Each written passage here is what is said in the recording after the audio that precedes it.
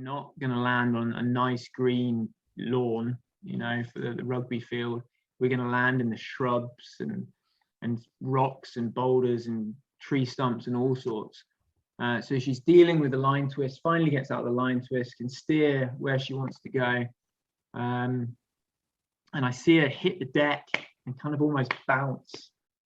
Hey, welcome back to When It Hits the Fan, the podcast that delves into what really happens when things go wrong on the road. Brought to you by Battleface Travel Insurance. Now, anyone who's ever faced serious risk through adventure travel knows that you often have time to take stock, formulate a plan, and work out how you're going to get out in one piece. But for today's guest, the difference between success and disaster can be a matter of milliseconds. Tim Howell is a former Kruger National Park guide and Royal Marine Commando who can best be described in one word: daredevil. Because it's his accomplishments in base jumping and wingsuit base jumping that have brought him to the public's attention. Tim, from Southern England, has base jumped in 31 countries, including being the first person to wingsuit base jump in the UK, Vietnam, and Kenya. He's also a very experienced climber who has scaled Africa's longest rock route in Malawi and been on climbing and jumping expeditions in Greenland, Oman, Mozambique, and plenty of other amazing destinations. Obviously, Tim has some fascinating insights into the physical and psychological challenges involved in throwing yourself off mountains. Before we jump into the interview, no pun intended, we'd really appreciate if you could give us a like on whichever platform you're using. And of course, make sure you subscribe to be kept up to date with new episodes of the pod. But that's enough from me. Let's hear from Tim.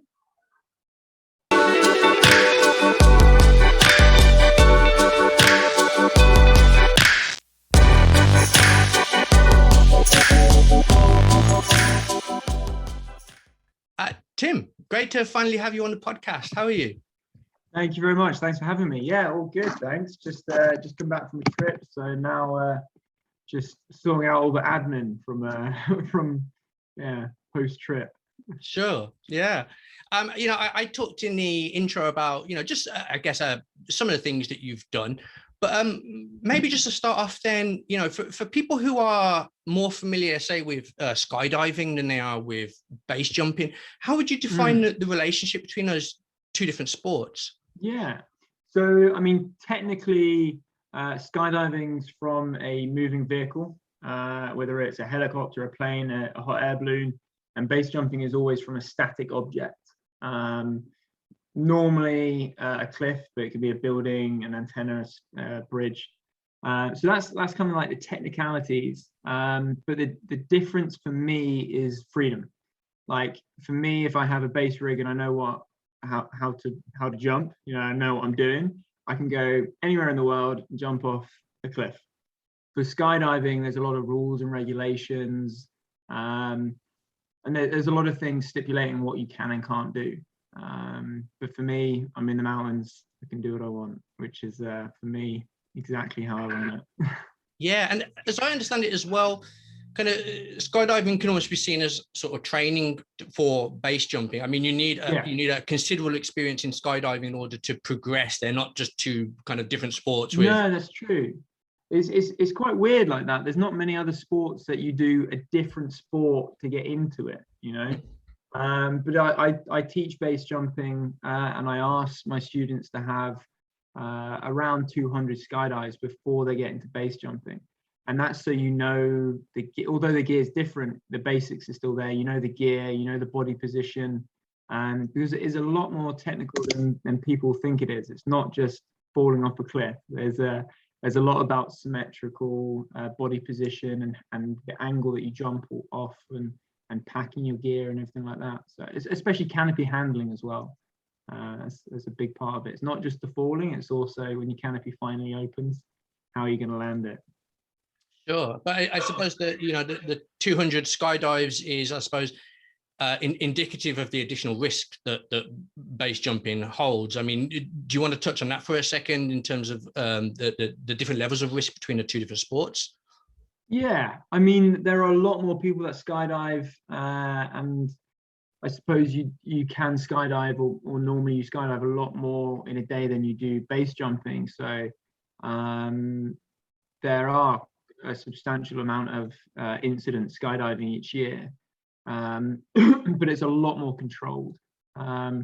There's different licenses that you need to obtain to do certain things in skydiving. But you also have an automatic activation device in skydiving. So if you're unconscious or you're unable to pull your parachute, it will automatically come out your reserve, and you've got the reserve. Whereas in base jumping, you've got one chance. That's pretty much it. Yeah. I know the incident that you're going to tell us about today took place in South Africa. Is that right? Yeah, Table Mountain in Cape Town. Yeah. And when was this? It was a good few years ago now. It was the year that I proposed, so I probably should know. But, no, my wife and I I proposed to her, and we were engaged for 2 years before we finally got married. So it would be about 4 years ago now. About 4 years ago. And what happened? Yeah. Do you want to give us some context? Yeah.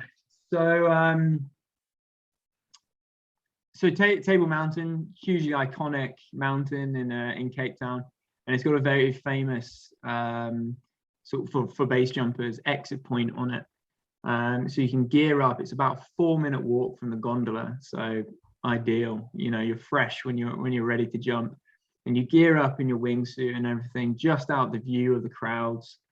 And my dad had actually proposed to my mom on Table Mountain as well. Oh, really? And the family, we love South Africa. I lived there for 2 years, and my dad's worked there a lot. It's a place that's definitely holds a place in our hearts. And I thought, why not? It's a perfect place to propose on the edge of Table Mountain, literally 200-meter drop on the other side, gearing up in our wingsuit. So when we finally geared up, I got down on one knee and proposed. And was this a surprise proposal? Had the cat got out of the bag somewhat in terms of this is what was going to happen? No, Eva didn't know at all. At that point, I think I'd done about 300 base jumps, and I was way more nervous asking for a hand in marriage than jumping off a cliff. It was quite a strange experience for me. My voice started wobbling, and we thought we were completely out of view of the tourists, but apparently some of them kind of could just see around the corner and knew what was happening. So when she said yes, there was a huge cheer, which was quite nice. So like a beautiful moment, really. I mean, I guess a sort of incredibly beautiful location, and thankfully a yes to your proposal. But obviously, then you have to go straight into a base jump. So how did the sort of prep go? I mean, do you still then have 20 minutes of checking equipment and making sure things are tied together correctly? And I mean, it was pretty much at the end of the gearing up process. So it was pretty much zip the wings, step on the edge. We always jump the same, so it was I jump first, Eva follows me. We've got the same countdown. We tell each other which angle we're going to jump, so we don't bump into each other. So it's quite a fluid sort of process that we always do. We've done for hundreds of previous jumps. So it was probably about 5 minutes from proposing, and then it kind of went downhill from there. Well, literally and figuratively, I guess. Literally and figuratively, it all went wrong. Yeah. What happened, Tim? So you're facing the sea. You're flying out to the sea. You don't make it all the way, but ideally you want to pull your parachute above a rugby field. And the owner of the rugby field loves it. You land on his field, you go get a few drinks, and he loves it. He's all on board. But with a little bit of onshore wind, and Eva and I not flying efficiently as we should do, we had to pull our parachutes early. So you jump off in your wingsuit, you're gaining momentum. Finally, your wingsuit pressurizes, and you can get some forward speed. So we're flying about 160 kilometers an hour, 170 kilometers an hour. we're not too close to each other because, as I said, we're not flying that great. And we realize we're running out of altitude and we're not going to make it to the rugby field. So we pull our parachutes. And I look over, I see Eva pull her parachute, and that to me is, at least the canopy is open. At least the parachute is open and she's going to land somewhere. But she has line twists, which means that you can't steer the parachute as well as you should. And at this point as well, we're not going to land on a nice green lawn, for the rugby field. We're going to land in the shrubs and rocks and boulders and tree stumps and all sorts. So she's dealing with the line twist, finally gets out of the line twist, can steer where she wants to go. And I see her hit the deck and kind of almost bounce. And so I'm guessing she's landed downwind. So with the wind on her back, giving her extra speed, which isn't a good thing. You always want to land into wind so it slows you down for the landing. Unfortunately for her, this gives me an indication of which way not to land. And I land the opposite direction, land fine. And I ran up to her because I knew it wouldn't be great, if you have a landing like that, it's not, sprained ankle or something. And I went up to her and I saw she was crying a little bit, nothing unusual, Eva has a bad jump sometimes and she's a bit annoyed. And I thought, maybe worst case sprained ankle. And as I get closer, I can see there's blood coming out the zip on her wingsuit. And I think, I'm thinking the worst. I'm thinking like open fracture or something, because there's nothing sharp particularly around. It's more just like an impact. So I'm thinking open fracture. Mm-hmm. I zip open the wingsuit leg wing, lift up the leg wing, and the front of her shin, the skin just flops over, like probably about a hand's amount, just flops over. And I tell her, do not look, look back up to where we just jumped. She's obviously not in that much pain because she's not hysterical or anything. She's under control. And I look at the wound and I can see the bone. So I know that it's not an open fracture. I take her boot off and there's no blood pooling in the bottom of the shoe. So I know she's not bleeding out or anything. It's not a catastrophic hemorrhage or anything like that. So now it just comes down to getting her to a hospital and getting her off the mountain. So at that point, I asked her, are you in pain? Can we get you off this, or do we need to call some sort of medevac? And she's like, no, we can do this. We can get off. So in some sort of heroic Superman moment, I rip off my shirt, which I later regretted because it's midday summer heat in Africa and my back's going to be burned at the end of it. But back's burnt's fine, isn't it? Eva's got a really bad injury. Priorities at that moment, yeah. So I rip off shreds of my shirt and I flap the skin back up, bandage that back together. I mean, it's pretty pointless. There's bits of grass and mud and all sorts in this wound. We spend the next 2 hours shuttling her. So I fireman's carry her maybe 100 meters, come back, get the bags, move them up, come back. And when I come back with the bags, she started hobbling off. And I said, "Helen, you don't know how bad it is. Like, don't be walking on it. You don't," because she hasn't seen it. I purposely said, "Do not look at the injury," because I think it would be a strain mentally. So she starts walking. I said, "Don't do that." So we spend the next 2 hours slowly like caterpillaring the gear and then her, and we get back to the car. And what it was, so I didn't mention like what actually happened, but it was, when you cut a tree stump, like maybe a chainsaw, and you push over the last bit and it leaves almost like a shark fin of wood. It's cleanly cut and then just the shark's fin, and as she landed, that just ripped through her shin. So yeah, we tried 2 hospitals before one of them realized how bad it was, because she was, you know, in a good state. She wasn't pale or anything. There was no shock. And then finally, the second hospital, before they said no, go somewhere else, sort of thing, we said just look at the photo, and they said, wow, okay, straight into surgery. So yeah, she took off the engagement ring, which I lost. Oh, no. Because she had to take that off for surgery, and then she came out, I think, a couple of hours later. Technically it was plastic surgery. And then clean the wound considerable amount, because it was just, it was heaving. And that was the end of our trip.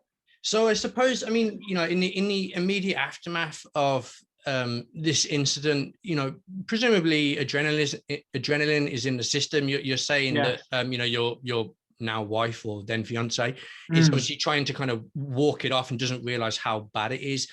How long then from the place where she crash landed do you have to walk to actually get to the car? It wasn't a crazy amount of distance, maybe like a kilometer or something. But it was just, it wasn't there was no tracks or anything, so it wasn't the easiest. And I definitely didn't want her putting weight on it. So as I was saying, I had to go back and get the bags. I obviously wouldn't have got the bags if she was in a bad state. But you know, she was in a relatively calm emotion, and she was chilled. So we went back and got the bags and moved her on. So it was, And how important was it for you in that situation to kind of keep a clear head, stay rational, and not sort of freak out the fact that you're dealing with, you know, a pretty horrific sounding leg injury? Yeah, I mean that's one of the points Eva made as well. She said, like, you know, we'd just been engaged, and she said, well, that's almost, you know, 5 minutes later, this scenario just kind of confirmed it to her that this is a good person to marry. But no, of course, like, I've got a military background as well, and there's something to be said for being calm in situations where maybe other people, you know, would be losing their mind a little bit. But it's, there's just no reason to start flapping and to start worrying, because it just escalates the problem, and there's no benefit of it at all. You know, it's to get a problem solved, you know, you've got to be clear-headed. So yeah, 100%. Yeah, sure. And hopefully then she's been maybe left with a scar and no lasting damage. How is her leg now, Tim?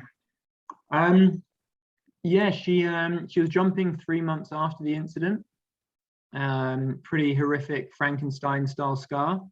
And the main problem, because as I said, it was like a whole sort of hand that came down. The main problem was because the scar was all around, the blood wasn't getting into this bit of skin that got, you know, stitched back. So she had one more surgery in Switzerland to get the tissue kind of connected again. And that was really just a little bit aesthetic, like it was a big dip where the scar was, but also meant that there was more feeling, and she would get bad pins and needles when the blood wasn't getting in. So yeah, it's all back to normal, and happy days in the mountains. Glad to hear. Tim, with all of the base jumps and the wingsuit base jumps that you've done, you know, do you still feel fear? Do you still feel fear or trepidation kind of going into a particularly maybe perilous jump, or even maybe just a standard one? Is this something you experience, or are you kind of so comfortable with the process and the checks that you're carrying out that you've kind of got a hold on that emotion? Yeah, and trepidation is a good word for it. It really depends on the jump. I do a lot of like exploratory jumps that have never been done before in countries that have never been jumped in before, and a lot of those, just because it's unknown, you know, you don't know whether it's all going to work out until you land, you know. So those, yeah, definitely there's some sort of anxiety, but it's a lot of calculations, a lot of methodical research, and is a very strict sort of process that I follow to do those jumps. But there are some jumps, like I teach on my course, from a bridge that I've done hundreds of times, that I could just wake up in the morning and fall off that thing and it's fine. I mean, when you're talking about, sort of anxiety or trepidation before a jump, how much do you think that is an impediment, and how much do you think it's actually a necessary part of making sure you are vigilant and you're doing all of your checks? I'm quite interested in the psychology of how helpful fear is really doing something as risky as base jumping. So there's definitely a scale. And when you get past a certain point on that and you're too scared, you're too frightened, your heartbeat is racing 1,000,000 miles an hour, you're sweating, your mind is all over the place. That's the point where you shouldn't be there. As you say, a healthy amount, perfect, because it doesn't give you complacency. You're at the exit point, you're like, the consequences. If I mess up here, I could die, I could hurt myself, I could, something serious could happen. That's a healthy amount of fear. The amount of risk that you're taking. But when you're standing there and it's beyond that, if something does go wrong, something small, because your mind's racing all over the place, it just escalates. And I've seen that many times before. People, getting so worried and so psyched up, like, oh yeah, come on, let's do this. And then something goes wrong and it just gets worse and worse and worse because you're not focused on the task in hand. I mean, is that the key to sort of overcoming that level of excessive fear or emotion, and just in terms of focusing on the checks, the calculations, the processes that you have to go through before every base jump? Yeah, for sure. I mean, I think about a lot of things logically. I don't think about things like, hope and luck and things like that. For me, it's numbers and experience. So everything I do is almost a building block for the next bigger and better thing, and that's how I get my experience. But when I do a checklist for a jump, or when I'm looking at the numbers or the gear, I look at it, I acknowledge that it's how I want it to be, and I get it out of my mind, And there's probably 5 things like that, like the ability, the size of the jump, the landing, the gear, whether I packed it correctly. And once I've thought about each one, it's done, So when you're at the exit point, you're not worrying about all these things floating around in your head because you've ticked it off. You're now just focused on the jump. Yeah, that's really interesting. Tim, what's next for you? Have you got any big projects? Are you going to keep on doing what you're doing in different places? What can we hear about?